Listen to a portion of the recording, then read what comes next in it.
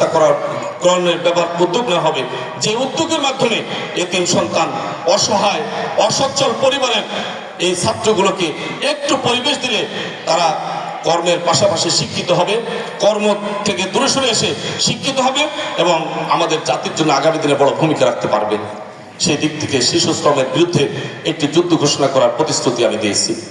এবং সর্বোপরি আমি আপনাদের কাছে বলতে চাই, আমার ইশতেহারে এই গুরদাসপুর এবং বড়াইগ্রামের অবকাঠামোগত জীবনযাত্রার মানকে উন্নত করার ক্ষেত্রে সবচেয়ে একটি অন্তরা হচ্ছে বজ্র। যে বজ্রগুলো রাস্তাঘাটের পাশে পড়ে থাকার কারণে পরিবেশ দূষণ হচ্ছে, আমরা অসুস্থ হচ্ছি। সেই দৃষ্টিকোণ থেকে এই বজ্রকে প্রক্রিয়াজাত করে জৈব সারে রূপান্তরিত করা, আর প্লাস্টিক জাতীয় যেগুলাকে রিসাইক্লেশনের মাধ্যমে আবার পুনর্ব্যবহার উপযোগী করা, এটার যদি একটু উদ্যোগ নেওয়া যায় তাহলে বর্জ্য সম্পদে রূপান্তরিত হবে, বর্জ্য আমাদের পরিবেশ দূষণ থেকে দূর হবে। এই উদ্যোগটার ব্যাপারে আমি আল্লাহ চাইতো যদি আমি নির্বাচিত হতে পারি ইনশাল্লাহ এই ব্যাপারে ব্যবস্থা গ্রহণ করব। সর্বোপরি আজকের সমাজের অসুস্থ মানুষগুলো, অসহায় মানুষগুলো আজকে বিভিন্ন চিকিৎসাহীনতায় অবস্থান নিচ্ছে। আমি এর আগেও বলছি, আজও বলি, নির্বাচিত চেয়ারে বসে এই অসুস্থ মানুষগুলোকে যদি আমরা একটু সেবার নিশ্চয়তা দিতে পারি, এই মানুষগুলো স্বস্তি পাবে। সেদিক থেকে ইনশাল্লাহ সেগুলো করব। এটা আমার প্রিয় জন্মভূমির আমার সকল অভিভাবকদের কাছে তুলে ধরার পিছনে কারণ একটাই, আসুন আপনাদের সন্তান হয়ে স্বপ্নগুলোকে উপস্থাপন করেছি।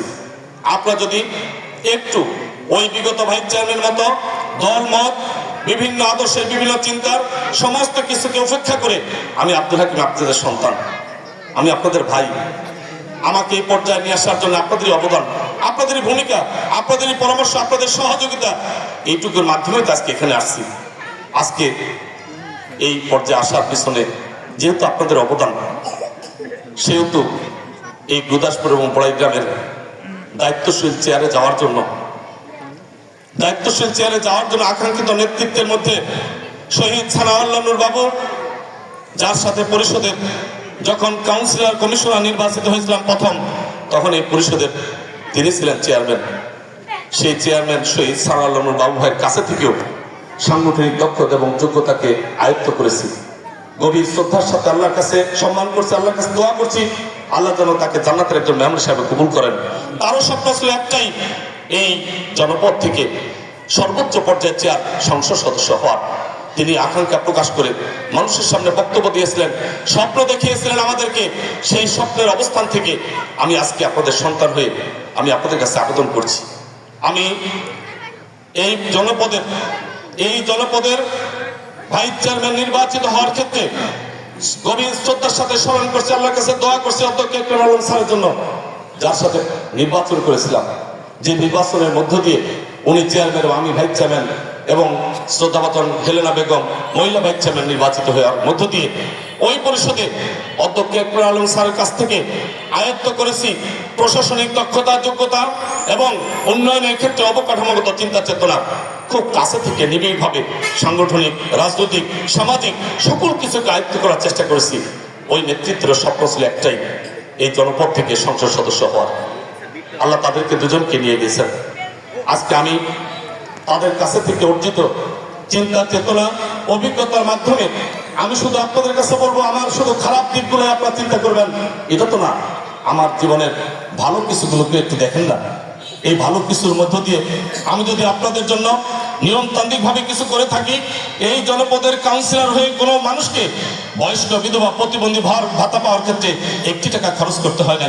রাস্তার লাইটিংগুলো করার ক্ষেত্রে নিঃসন্দেহে যত সুশৃঙ্খলভাবে এই মালিপাড়াকে সাজিয়েছি, এই বনপাড়া পৌরসভাকে সাজিয়েছি, এই বনপাড়া 2য় শ্রেণী থেকে 1ম শ্রেণী আনার ক্ষেত্রে যেভাবে ভূমিকা রেখেছি, এগুলো কিন্তু একটা ইতিহাস। সেই দৃষ্টিকোণ থেকে আমরা আমাদের অবস্থান থেকে আপনাদের কাছে আবেদন করছি, আমার খারাপের পাল্লাটাকে যদি সামনে নিয়ে আসেন তাহলে আমি পিছিয়ে যাব, আর আমার ভালোগুলোকে যদি একটু সামনে নিয়ে আসেন, আমার বিশ্বাস আমার এই ভালো দৃষ্টিকোণগুলোকে যদি আপনারা চিন্তা করেন আর আমার চিন্তা চেতনার আলোকে গুরদাসপুর এবং বড়াইগ্রাম মানুষের সামনে যে বিষয়গুলো তুলে ধরেছে এইগুলোকে যদি একটু সমন্বয় করে একটু মিলাই নেন, এই দৃষ্টিকোণ থেকে যদি আমাকে একটু ভাবেন, তাহলে আমার বিশ্বাস আপনাদের একটু সহযোগিতা আপনাদের একটু পরামর্শ, আপনাদের ক্লান্ত পরিশ্রমের মাধ্যমে এই কয়েকটা দিনের পরিশ্রমের ফলে ওই কাঙ্ক্ষিত চেয়ারগুলো অর্জন করাটা অসম্ভব কিছু না, ইনশাল্লাহ সম্ভব হতে পারে। অতএব আমি আমার প্রিয় জন্মভূমির আমার সমস্ত আত্মীয় স্বজনের কাছে, আমার সমস্ত ভাই ব্রাদারের কাছে, আমার সমস্ত অভিভাবকদের কাছে বিনয়ের সাথে আরজ কয়েকটা দিন, এই কয়েকটা দিনে আমাদের ব্যাপারে নেগেটিভ অনেক কথার মধ্য দিয়ে পজিটিভ যে বিষয়গুলো আছে, এই বিষয়গুলো যদি আপনারা মানুষের কাছে তুলে ধরেন, এই বিষয়গুলো নিয়ে যদি মানুষের কাছে যান, এই বিষয়গুলো নিয়ে যদি আবেদন নিবেদন করেন, আমার বিশ্বাস আমার গুরুদাসপুর এবং পড়াইগ্রামবাসী আমাকে আপনাকে হতাশ করবে না ইনশাল্লাহ। আমি রাস্তায় যখন হাঁটি, ছোট একটা বাচ্চাও বলে দেখ আব্দুল হাকিম যাচ্ছে। আবার বয়োজ্যেষ্ঠ বৃদ্ধরা যখন শুনে আমি আব্দুল হাকিম, আমাকে জড়ায় ধরে। আমি যখন রাস্তায় হাঁটি, একজন মসজিদের ইমাম যখন দেখে আমাকে জড়ায় ধরে, মুয়াজ্জিন যখন দেখে জড়ায় ধরে, আমাকে গির্জার একজন দায়িত্বশীল যখন দেখে তখন তিনি আমাকে জড়ায় ধরে। শ্মশানের এবং মন্দিরের পক্ষ থেকে তারাও আমাকে জড়ায় ধরে, আদর করে, ভালোবাসা দেয়। এবং আমি মনে করি আমার আদিবাসী যারা আছেন তারাও আমাকে খুব কাছে থেকে অনুভব করে তাদের অভিভাবকত্ব চেয়ারে আমাকে আকাঙ্ক্ষা নিয়ে চেষ্টা করে, চিন্তা করে এবং ভালোবাসে।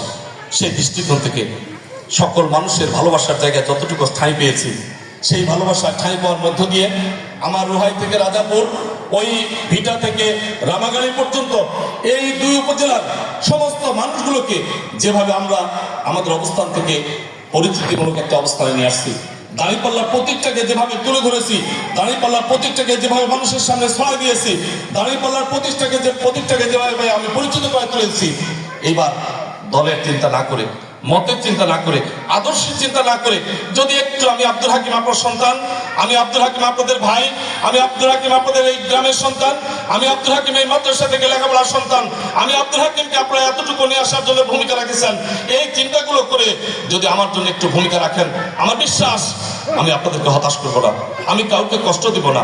বিগত সমস্ত ভুলগুলোকে সামনে নিয়ে এসে